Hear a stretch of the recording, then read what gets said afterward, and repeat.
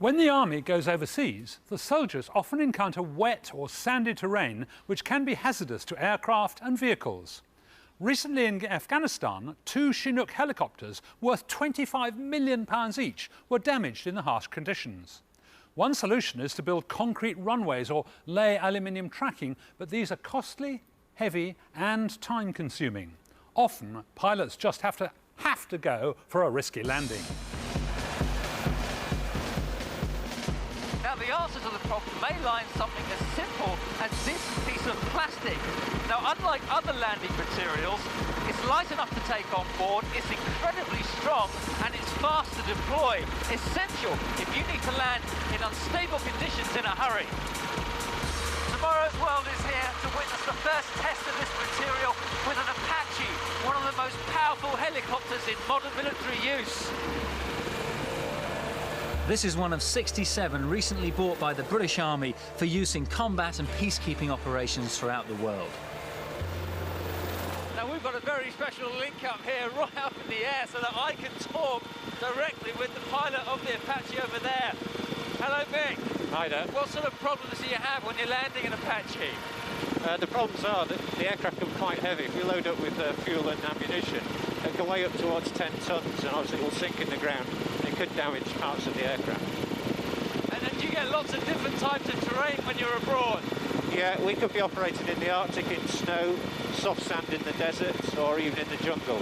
And if you land on that terrain and it's not checked correctly, you will break the aircraft. Have you personally had any bad landing experiences? I've had a few landings in the past in Belize, in the jungle and in the desert where we landed in soft ground and nearly damaged an aircraft, yeah.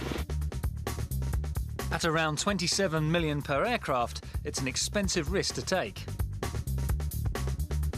This new model of Apache has such state-of-the-art equipment that pilots can read a car number plate 7 miles away. Its radar system allows it to detect more than 1,000 targets at once, and the onboard computer can transfer data to other aircraft and to the commander at base, who's relayed a video image of what the pilot is seeing through his night vision sensor. Well, that was fantastic. What an amazing machine. It's time now to see if this flooring is up to the job. Fergus Ardern, you invented this system, and how exactly does it work? It diffuses load. It spreads load, a bit like a snowshoe. Right. If you stand on a piece of soft snow or ground, you'll sink in. Okay. Whereas if you make your foot really large and put a big lump around it, it'll hold you up. But will it cope with the weight of a 19-ton truck? As Fergus predicts, just a few pieces spread the load and the ground is left intact. So the material can handle a heavy truck, but is it fast to deploy? The Army Aviation Corps want to know whether this system is the quick landing solution they require. So we've got 8 members of the squadron here, 4 using the new flooring and 4 over here using an aluminium flooring that the Army use at the moment. What they've got to do as quickly as possible is race against each other and build a landing surface for the Apache. So, are you ready? Go! Now, Fergus, the first obvious question is, for the aluminium, they're using a crane. Is that an unfair advantage? The aluminium's too heavy to lift. Right. They have to use a crane. So every time they go into an operation, they have to bring a truck with a crane? Absolutely, they have to have a truck with a crane and heavy equipment. And if they're operating near the enemy, they need something fast.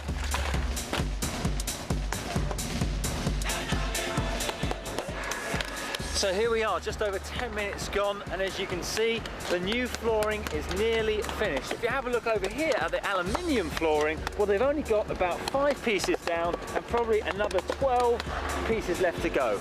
No contest here. And in just 14 minutes and 3 seconds, Fergus's landing pad is complete. The heavy aluminium flooring still has a long way to go. As Mick fixes the landing pad in his sights, the biggest test for the plastic flooring is yet to come. The problem with some temporary platforms is that they can get caught in recirculating air under the helicopter, flip upwards and damage the rotor blades and engines. So how will Fergus's system perform?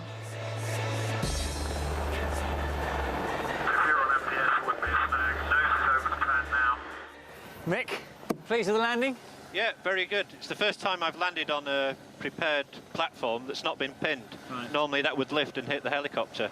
So that's very impressive. It's very clear on the infrared camera, so it'd be good for day or night. And clearly it takes the weight of the aircraft. And something you'd use again? Yeah, it's very good. I'm very impressed.